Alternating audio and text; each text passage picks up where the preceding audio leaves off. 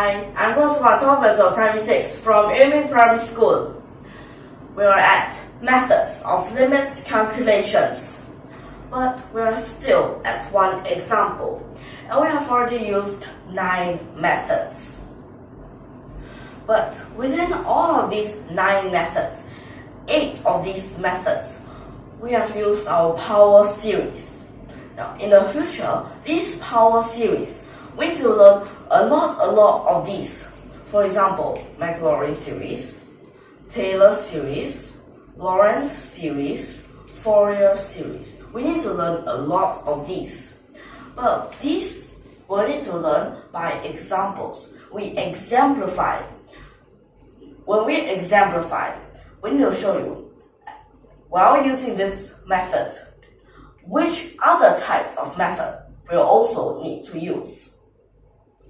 But this example that we are at is still 1 over 3 plus 1 over 8 plus 1 over 15 and so on. So for this example, we have already written out the best 2 methods that we can write then. But the past methods that we have used is still not good enough. What is the better method that I'll show you in this lesson? Okay, make a guess. Do you know what is it? Okay, so let me tell you. So of course we'll have to use partial fractions for this. But these 2, you can choose one. Well, it depends on which one do you choose. And this method that we are at now is method 10. So for this, we'll need to let this function. So we could choose either one. For example, if we choose this,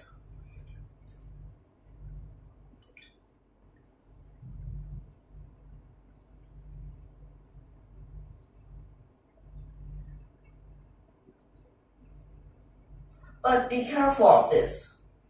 For this, we need to write out its general form. But in this general form, we must make sure that our special, so this special thing is included inside. So how can we change this? But at first, it might seem similar. Then you say, can we change it a little bit? What if we first partial fractions?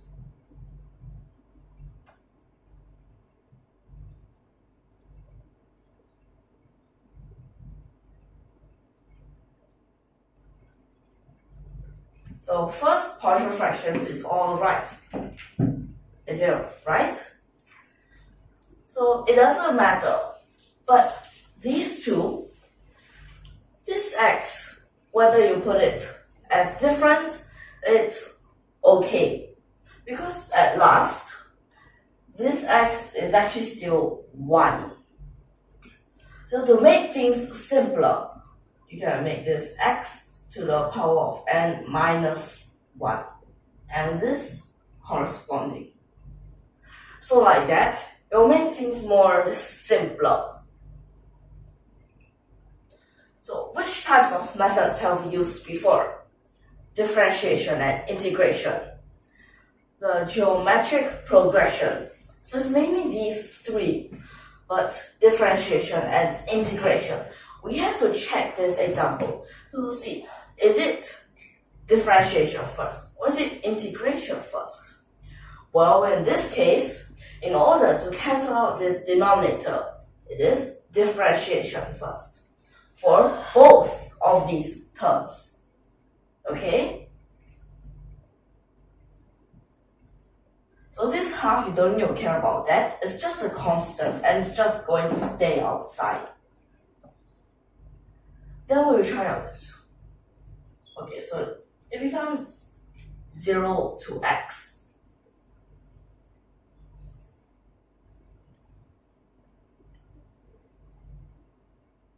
Then over here, So this is for our first term. And this lower boundary, we must use methods to check that this can be used.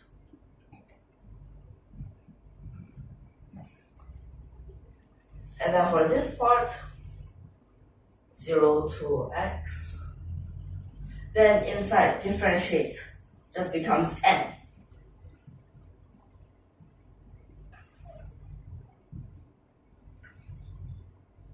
So it's like this. But at this part, you can't straight away integrate it. You must this part and this part, or you can say it's the integrand.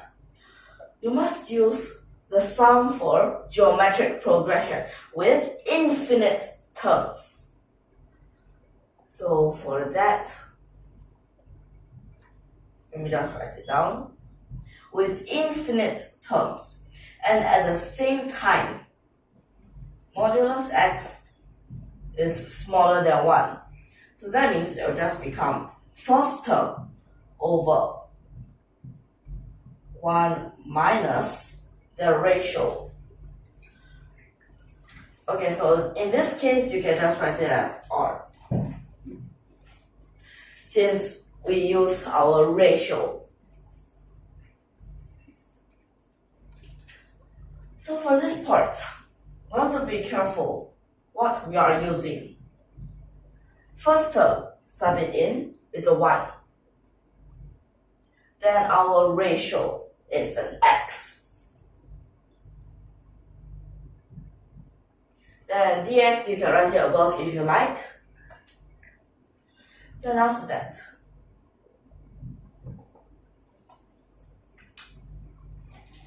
so for this part, let's see our first term. We sub it in, it becomes x squared. Then below here, 1 minus the ratio is still 1 minus x. Okay, this first term, you can integrate it.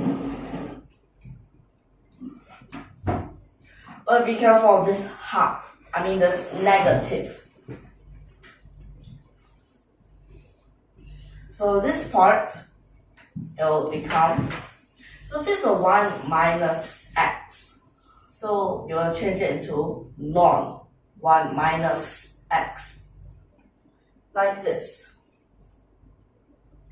Okay, then this part at the back, well, because we have an x squared here, so our method is still partial fractions, but we have to be careful of our factorization. We must be sure that they will be able to factorize. So here you can plus 1 minus 1.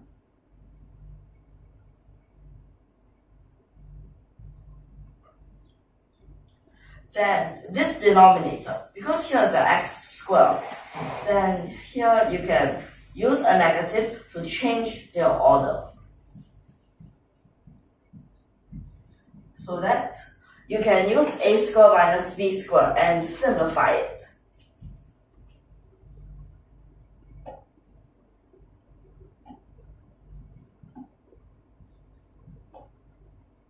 Then this part at the back, because here you use the minus 1, so there's still a plus 1.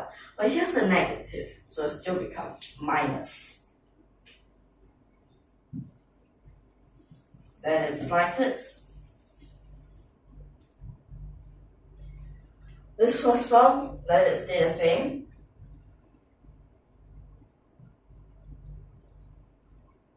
This second term, simplify.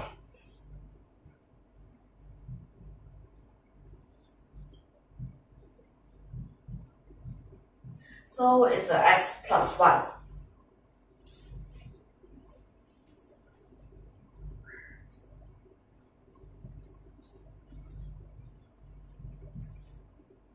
But this part you can integrate, because here you can inside this dx put a negative and then an extra 1.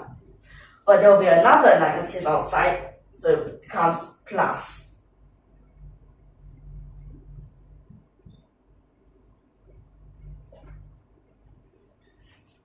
So it's like this. Then what do you notice about these two terms? Or realize one is negative, one is positive, then the others, they're all the same. So let's just cancel that out. Then inside here, here's an x. So when you integrate, it becomes half x squared. Then here's a 1, so it becomes x. So you have 1/4, or because here's a 1, so you go straight away put that x squared above. And it's like this. Then our special case, you have to link it back to our example. So our special case is when you sub x as 1. So f1. Or this is also what we have let. We let it be an s. And so you just need to sub in here. And what you'll get is 3/4.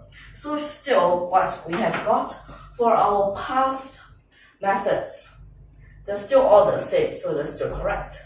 But these different methods, although they might look similar, but when you use it in different ways, you could actually find some of them are simple, some of them are really complicated. Since I've said about these methods, they can be quite simple, but can we simplify this method? Like simplifying it further? Well, we can at this step. So this step, we actually don't need to work them out one by one. If you noticed it, we could combine them together. So what is this? Now these denominators, they're perfectly the same, so it's also perfect for us to put them together. So here's a 1, and here's x squared. Then 1 minus x. So this part, is it more simpler? So after that, factorize.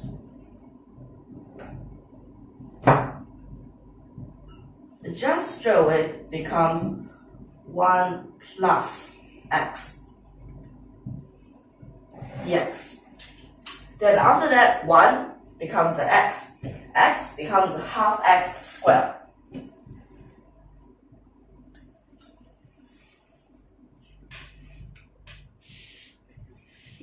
So this can be more simpler.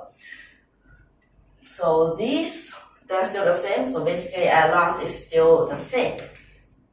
For these different types of methods, you have to be aware of what power you are using. But what if you say, I want this to be very, very simple, and then you want to change this into straight away one-time finish. Now let's take a look at what happens. And can we use that method? So for example, if we let fx be, so this sigma, okay, what if we use it as the same first?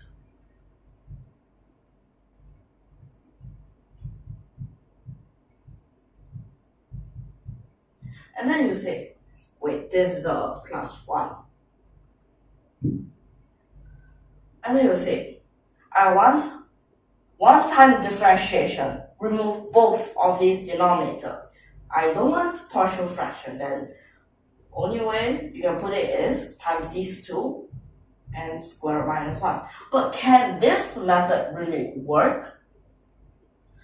Okay, so after that, when you change it, okay, let's say for example, you have already differentiated it.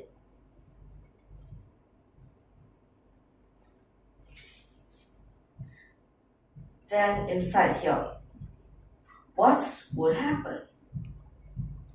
You realize here you have n squared minus 2.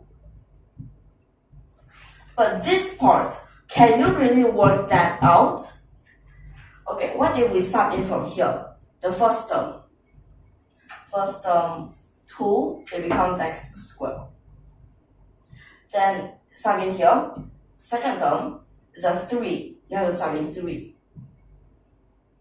So it becomes to the power of 7. Then how about the fourth? What I'm saying is if n equals 4. So 4 becomes 14. Then you realize there's a 5, then 7, and there's already no common ratio. So this method is actually wrong. Now this is actually wrong because you can't find a common ratio, and if you can't find a common ratio, you can't use the geometric progression. So no way to change it to something like this. And this method cannot, so just forget about it. But what type of conclusion can you get from this? What conclusion can you draw? For the past, or including this lesson, this power is just n minus 1. Okay, let me just write this n properly. n minus 1, n plus 1, and so on. So this n in front can also have coefficients like 2n, 3n, and so on. All of these types you can have. So with this, that means n power is just 1. Now what kind of word do you think of for this? Well, if n power is just 1, you might just think of the word linear.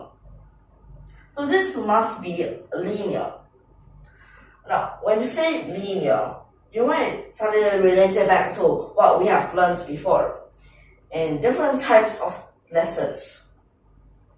Linear, then suddenly think of, is our line, and our line, to find it, isn't it what we call it mx plus c? Isn't this something like it? Well, yes, you can. Well, it just has to be in this form, then you can have it. Because square, they already don't have a common ratio. If you get cube, whatever power, then of course don't have. So that means, in all, you just have to be in this form. Then you'll be able to have a method. And with all of these powers, there are infinity types of ways of writing this power. This denominator factorization, there's also infinity ways. So basically, there's infinity methods. And in the next lesson, we'll show you another method. So stay tuned for that lesson. And in this lesson, we'll end here. So if you like our videos, don't forget to subscribe to our channel. So see you in the next lesson, and thank you for your watching.